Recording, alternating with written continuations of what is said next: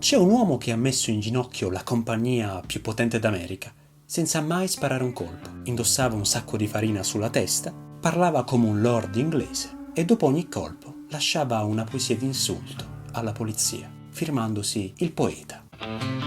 Oggi scopriamo la vita incredibile di Charles Bowles, alias Black Bart, il bandito che ha umiliato il West con estrema educazione.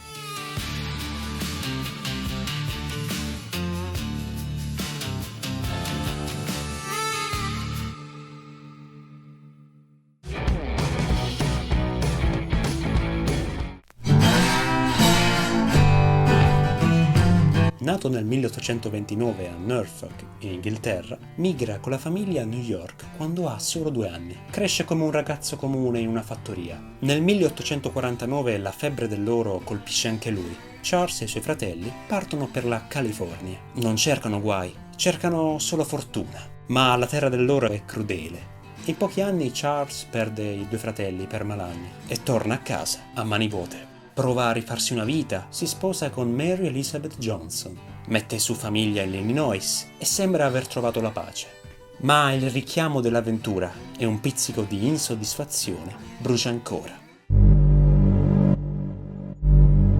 Scoppia la guerra civile e Charles si arruola volontario, combattendo valorosamente, ritornando a casa ferito nello spirito, che lo segnerà per sempre. Il vero punto di rottura arriva dopo la guerra. Charles torna a cercare l'oro nel Montana. Qui accade l'ingiustizia che cambierà la sua storia. Dei potenti agenti della Wells Fargo gli tagliano i rifornimenti d'acqua per costringerlo a vendere la sua miniera. Charles scrive un'ultima lettera alla moglie, carica di risentimento. Farò un gioco che questi signori non dimenticheranno. Poi il silenzio. Per la sua famiglia Charles Bowles è scomparso nel nulla. Quello che Mary non sa è che suo marito non è morto. Si sta solo preparando per diventare l'incubo più educato della compagnia che lo ha rovinato.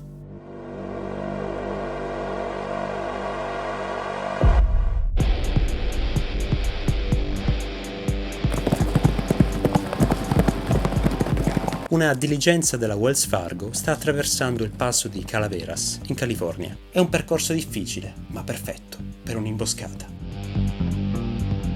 All'improvviso un uomo sbuca dai cespugli, indossa un lungo spolverino di lino bianco e in testa ha un sacco di farina con 2 buchi per gli occhi. Sotto il braccio stringe un fucile a canne mozze.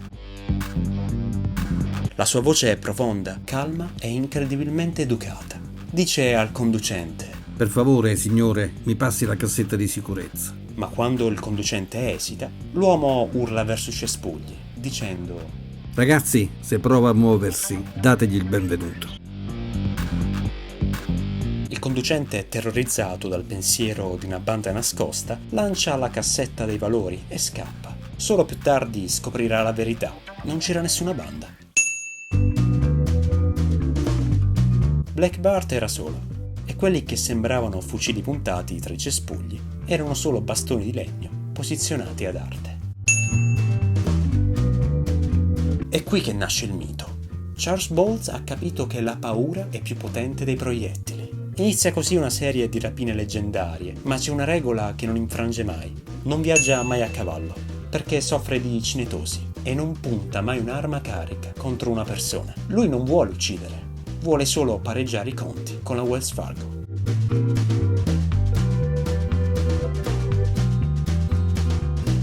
Mentre la Wells Fargo mette una taglia sulla sua testa e gli sceriffi di 3 stati setacciano le montagne, il ricercato numero 1 della California si gode la vita a San Francisco. Nessuno conosceva Black Bart, tutti conoscevano il signor Charles Bolton. Bolton viveva in una stanza confortevole al numero 15 di Bush Street. Si presentava come un ingegnere minerario di successo, con rendite costanti. Era un uomo impeccabile, frequentava i migliori ristoranti, vestiva abiti su misura, portava un orologio d'oro massiccio e non mancava mai a una prima a teatro. Era così insospettabile che era diventato addirittura amico dei poliziotti locali e degli investigatori. Si dice che ascoltassi i loro progressi sulle indagini contro Black Bart, sorseggiando del buon vino, magari commentando quanto quel bandito fosse audace e inafferrabile. Ogni tanto Bolton annunciava che doveva partire per un viaggio d'affari nelle miniere. In realtà prendeva un treno. Percorreva miglia a piedi per evitare di essere tracciato dai cavalli e si trasformava. Il raffinato gentiluomo di San Francisco tornava a essere l'incubo delle diligenze.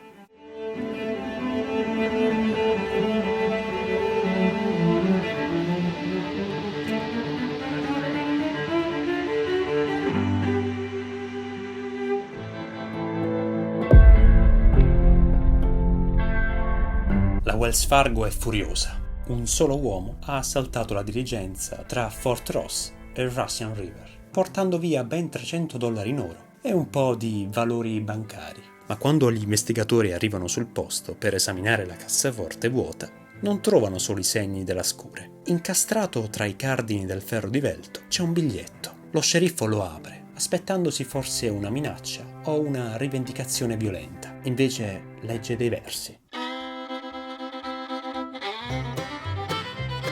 Sono parole di sfida, un lamento contro la sfortuna e la povertà, scritte con una calligrafia che conferma un'istruzione superiore. Ho lavorato a lungo e duramente per un tozzo di pane, per l'onore e per la ricchezza, ma voi avete calpestato i miei calli troppo a lungo, maledetti figli di...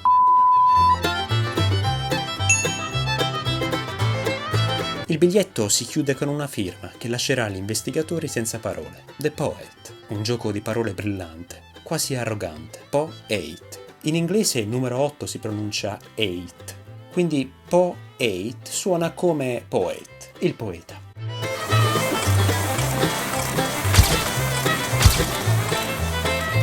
Charles Bowles ha appena regalato alla stampa quello che ogni giornalista sogna, un soprannome indimenticabile e una personalità magnetica. È incredibile pensare che già nel 1877 Charles Bowles usasse già quello che noi oggi chiameremmo linguaggio da SMS o lit speak. Da quel momento la California non dà più la caccia a un anonimo bandito. Tutti cercano il poeta. Il pubblico inizia a parteggiare per lui. È colto, è spiritoso e colpisce solo i giganti che tutti odiano. Ma per la Wells Fargo quella firma non è arte. È un guanto di sfida lanciato in faccia alla legge e gli investigatori giurano che quella sarà l'ultima volta che il poeta si farà beffa di loro. C'è un episodio che descrive perfettamente chi fosse quest'uomo. Durante una delle sue rapine, una passeggera terrorizzata, vedendo l'uomo con il sacco di farina in testa e il fucile spianato, lanciò la sua borsa fuori dal finestrino, sperando di salvarsi la vita. Invece di prenderla, Bart raccolse la borsa con un inchino, la ripulì dalla polvere e la restituì alla donna, dicendo: Signora, non ho alcun desiderio di disturbarla. Sono qui per i soldi della Wells Fargo, non per i vostri. Poi, prima di andarsene, le augurò una buona giornata e si scusò per l'inconveniente causato dal ritardo. Questo non era solo teatro. Bart non ha mai in 28 rapine sparato un colpo o derubato un passeggero. Per lui era solo una guerra privata, un codice d'onore che lo rendeva agli occhi della gente più un eroe vendicatore che un volgare criminale. Per 8 anni Charles Bolton ha vissuto in questo equilibrio perfetto, una vita divisa a metà tra l'alta società e il crimine solitario. Ma ogni criminale, anche il più meticoloso, commette un errore. E per l'uomo che si firma il poeta, l'errore non sarebbe stato una poesia, ma un piccolo oggetto di uso comune, lasciato nel posto sbagliato.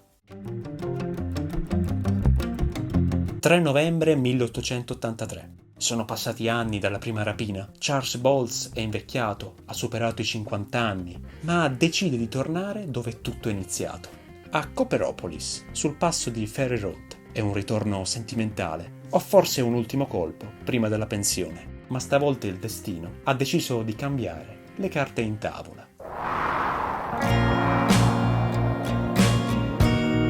La rapina sembra andare bene come al solito. Bart ferma la diligenza, ottiene la cassaforte, ma mentre cerca di scardinarla tra i cespugli, accade l'imprevisto. Un giovane cacciatore che passava di lì, Jimmy Rollery, si accorge di cosa sta succedendo e apre il fuoco. Black Bart, l'uomo che non aveva mai sparato un colpo, viene ferito di striscio. Scappa nella boscaglia, ma nella fretta della fuga perde qualcosa.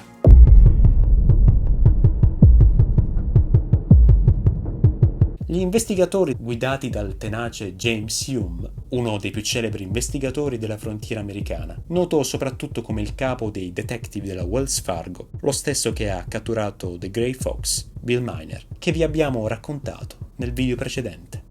Trovano sul luogo della rapina un fazzoletto di seta, sembra un vicolo cieco, finché Hume non nota un piccolo marchio di lavanderia. FXO7. Inizia una caccia all'uomo degna di una serie crime. Gli investigatori setacciano una per una le 90 lavanderie di San Francisco. Dopo giorni di ricerche arrivano alla Ferguson & Biggs California Laundry. Il marchio appartiene a un cliente abituale, un uomo distinto che vive in una pensione nelle vicinanze. Il detective James Hume non fece irruzione, aspettò. Voleva vedere in faccia l'uomo che per 8 anni lo aveva preso in giro con le rime. Quando Bolton uscì di casa, Hume non vide un bandito, ma un anziano gentiluomo con baffi curati e un bastone da passeggio. Fu in quel momento che capì la genialità del suo avversario. Black Bart non si nascondeva nelle grotte, ma sotto la luce del sole, in piena vista, nell'eleganza di San Francisco. Quando la polizia bussa alla porta, Bolton è calmo, nega tutto con la solita eleganza, ma quando gli mostrano il fazzoletto, il poeta capisce che la sua rima più bella è finita. Era stato sconfitto dalla sua stessa polizia e da un marchio di lavanderia.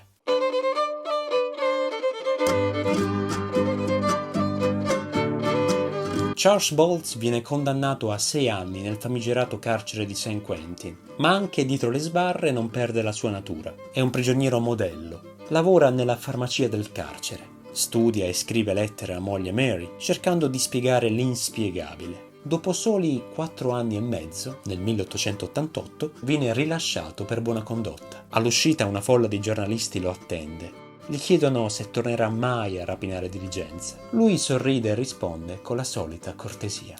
No, signori, ho finito con il crimine. Un giornalista, sperando in una battuta, gli chiede: scriverà ancora poesie, signor Bolton? Lui, con un lampo di ironia negli occhi, ribatté: Non mi avete sentito? Ho detto che ho finito con il crimine. Come a dire che la sua poesia era in fondo la sua offesa più grande. Charles Bowles prende una stanza in un hotel del Nevada, scrive un'ultima volta a Mary e poi svanisce letteralmente. Nessuno sa dove sia andato, come sia morto o dove sia sepolto. Qualcuno dice che sia tornato in Inghilterra, altri che sia morto in povertà a New York. Poco tempo dopo, una diligenza subisce un nuovo assalto. Lo stile è inconfondibile, l'uomo è solo, indossa lo spolverino e, incredibilmente, lascia il biglietto con una nuova poesia. Recitava: Eccomi di nuovo qui, tra fango e pioggia, a riprendere il gioco che più mi alloggia.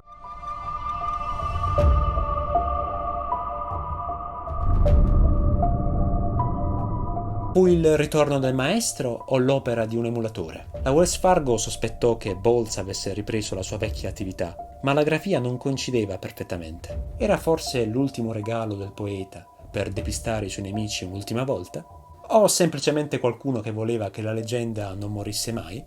Charles Bowles non fu mai più catturato, lasciandoci questo enigma come suo ultimo verso. Di lui ci restano 28 rapine, una manciata di rime beffarde e il mito di un uomo in un West violento e spietato. Scelse di essere un bandito con lo stile di un gentiluomo. Black Bart non era solo un ladro, era un artista della fuga, che ha lasciato alla storia l'enigma più affascinante della frontiera. E chissà, magari in qualche vecchio archivio impolverato della Wells Fargo c'è ancora una poesia che aspetta solo di essere letta.